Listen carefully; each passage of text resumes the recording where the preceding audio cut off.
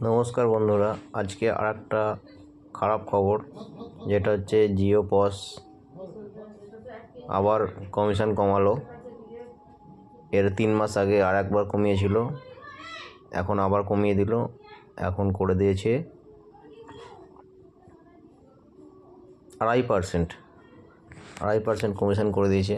আমি আপনাদেরকে দেখাচ্ছি, আমি লোড মানি করে দেখাচ্ছি আপনাদেরকে।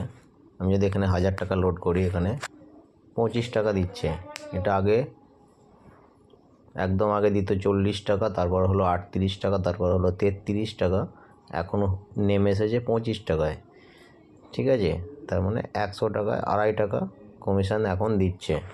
এটা একদম এই জানুয়ারি থেকে শুরু হয়েছে, জানুয়ারি 2025 থেকে। এটা আপনারা কমেন্ট করে জানাবেন, এটা জিও খারাপ করছে। হ্যাঁ, এটা জিও কিন্তু রিটেলারদের সঙ্গে খুব খারাপ ব্যবহার করছে।